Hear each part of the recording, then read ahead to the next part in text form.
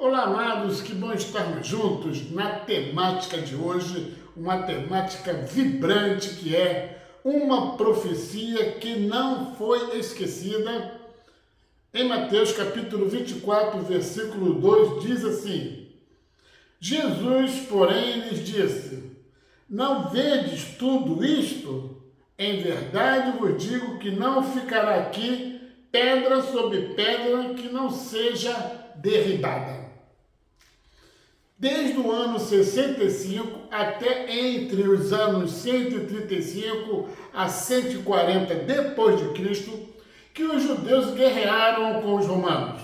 Essas guerras são chamadas guerras judaico-romanas e foram causadas principalmente pelo culto ao imperador e pelas cobranças de impostos. Mas quando o governador romano Gércio Floro saqueou o segundo templo construído por Herodes o Grande e levou toda a riqueza do templo para Roma, isto levou a revolta ao auge. Herodes Agripa, bisneto de Herodes o Grande, tentou convencer os judeus a se renderem sem sucesso. Foi este Herodes que disse para o apóstolo Paulo no livro de Atos, capítulo 26, versículo 28. Por pouco me queres persuadir a que me faça cristão.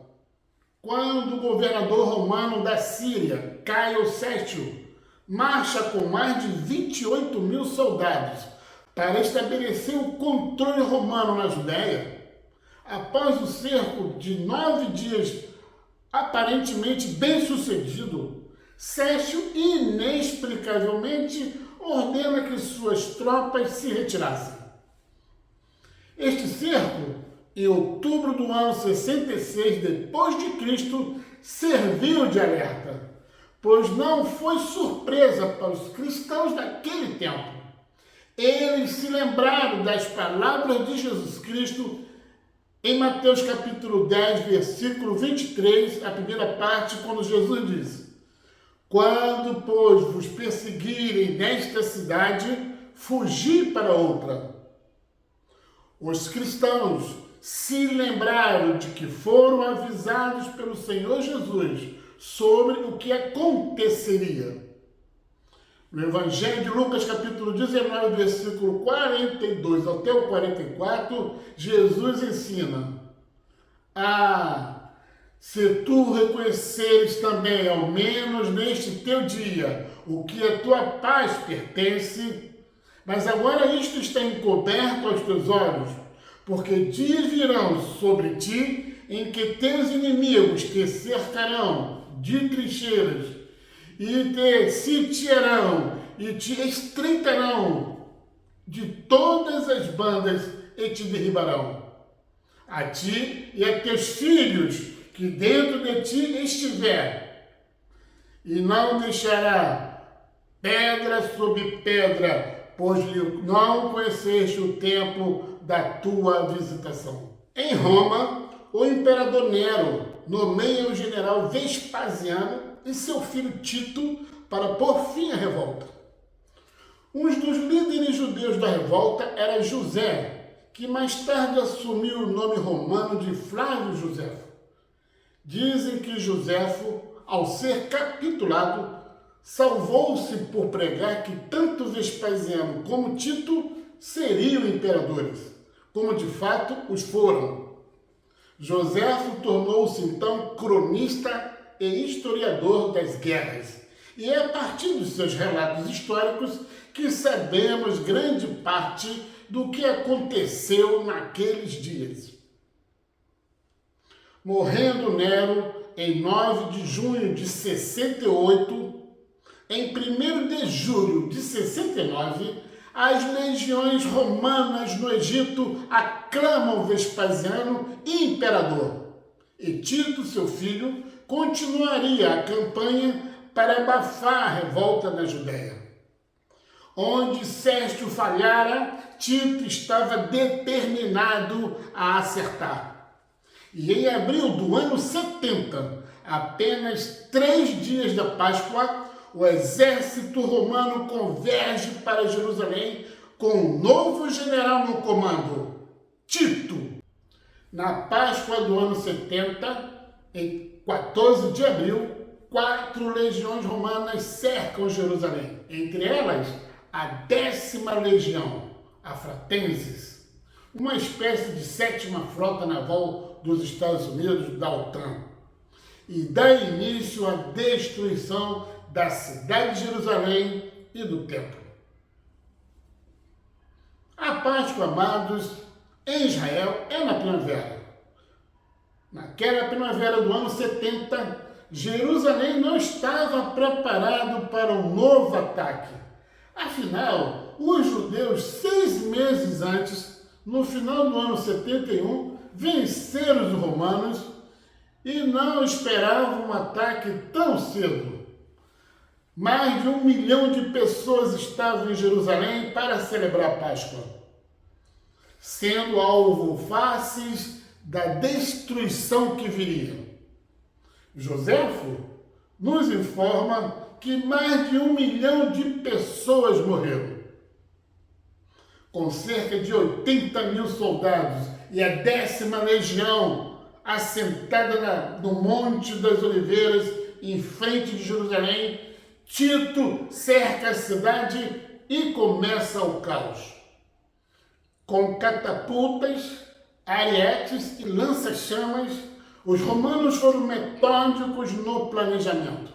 A cidade foi tomada por um cerco mortal e se tornou rapidamente num pesadelo. Nenhum abastecimento de água e comida, fome, sede e morte. Naquela primavera, um grupo de judeus saiu silenciosamente por um buraco no muro para buscar algo para comer e acharam somente ervas silvestres. Foram escravizados e crucificados. Daí por diante, todos os que eram pegos eram crucificados num verdadeiro cemitério de cruzes. Os romanos demoraram somente 20 dias para entrar na cidade e pôr o caos, saquear o templo e pôr Jerusalém em chamas. Os historiadores afirmam que nenhum cristão morreu naquela destruição de Jerusalém, porque eles não se esqueceram da profecia de Jesus. Quando Jesus profetizou com precisão os horrores que viriam cerca de 40 anos depois sobre esta destruição, ele chorou. Jesus chorou porque sabia que Jerusalém seria assolada e queimada. No Evangelho de Lucas, capítulo 19, versículo 41, diz: e quando Jesus ia chegando, vendo a cidade, chorou sobre ela. 2 dias antes daquela última Páscoa, em Mateus capítulo 24, versículo de 1 a 21, informa que quando Jesus ia saindo do templo, aproximaram-se dele seus discípulos para lhe mostrar a estrutura do templo. Jesus, porém, lhe disse: não vedes tudo isto? Em verdade vos digo, que não ficará aqui pedra sobre pedra que não seja derribada. Uma declaração surpreendente. Afinal, quem ousaria destruir o templo? Primeiro, para eles, o templo estava sob proteção de Deus. E segundo, foram os próprios romanos quem construíram através de Herodes o Grande. Eles pensaram que as palavras de Jesus eram para o futuro da sua segunda vinda. Jesus não negou, mas mapeou os 2 eventos em um único panorama profético. No Evangelho de Marcos, capítulo 13, versículo 3, nos informa que Pedro, Tiago, João e André lhes perguntaram em particular de quando serão essas coisas E que sinal haverá quando todas essas coisas vierem? Em Mateus capítulo 24, temos o quadro profético de Jesus completo. Estando Jesus assentado no Monte das Oliveiras, chegaram a sair a seus discípulos em particular, dizendo: Dize-nos quando serão essas coisas e que sinais haverá da tua vinda e do fim do mundo. Jesus profetizou certeiro dos falsos cristãos e falsos profetas. Jesus descreve guerras, fomes, pandemias e desastres naturais. Dos versículos 4 a 8, Jesus ensina: Acautelai-vos que ninguém vos engane, porque muitos virão em meu nome, dizendo, Eu sou o Cristo, e enganarão a muitos. E ouvireis de guerra e de rumores de guerras. Olhai, não vos assusteis, porque é mister que isso tudo aconteça, mas ainda não é o fim. Porquanto se levantará nação contra nação, e reino contra reino, e haverá fomes, e pestes, e terremotos em vários lugares. Mas todas essas coisas são o princípio das dores. A fome, os desastres naturais são mais frequentes.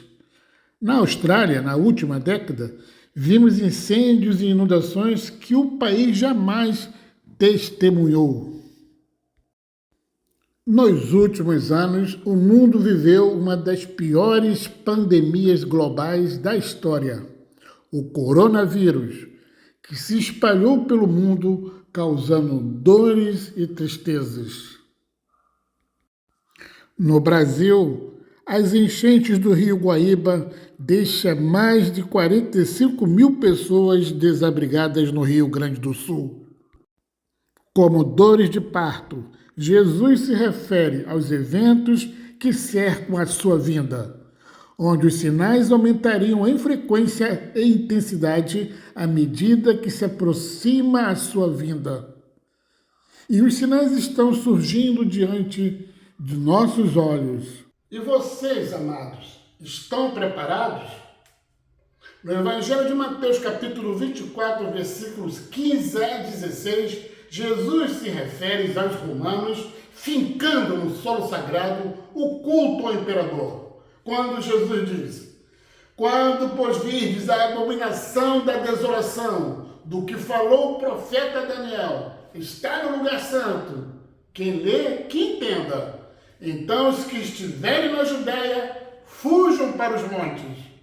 Jesus orienta, então, a fugir da cidade, porque a destruição dela seria eminente. Em Mateus, capítulo 24, versículos 17 e 18, Jesus adverte em não vacilar. Quem estiver sobre o telhado, não desça a tirar alguma coisa de sua casa. E quem estiver no campo, não volte atrás a buscar as suas vestes. Eles deveriam fugir e escapar imediatamente. Aqueles cristãos fugiram para a cidade de Pelas, localizada na Bereia, do outro lado do Rio Jordão. E por ouvirem as palavras de Jesus e agirem no momento certo, segundo os historiadores, nenhum único cristão morreu no cerco de Jerusalém. Eles então ajudaram a expandir os ensinos de Jesus Cristo por todo o Império Romano, nascendo assim a Igreja e o cristianismo. No livro do profeta Jeremias, capítulo 29, versículo 11, diz: Porque eu bem sei os pensamentos que penso de vós, diz o Senhor, pensamento de paz e não de mal, para vos dar o fim que esperais. Eu quero dizer para você que os planos de Deus para a sua vida precisam também da sua decisão. A decisão na hora certa, colocando-se e escolhendo a segurança das palavras de Jesus. Escolha sair do perigo e não ficar. Escolha a segurança das palavras de Jesus.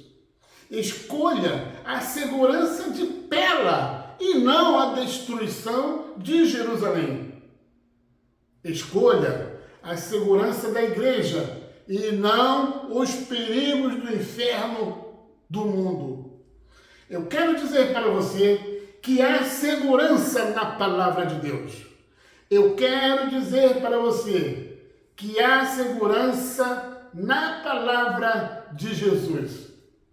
Escolha o céu, aceitando sempre as palavras de Jesus, o Salvador do mundo.